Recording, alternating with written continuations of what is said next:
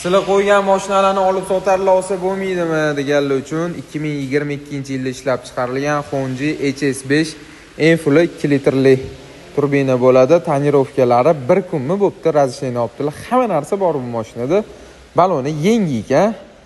Xo'p, bu mashinalar bozorda 27 ming, 26 mingdan kamiga sotilmayapti. Kraskalari top-toza. 165 kilochovoy slepovoy zona hamma narsasi bor.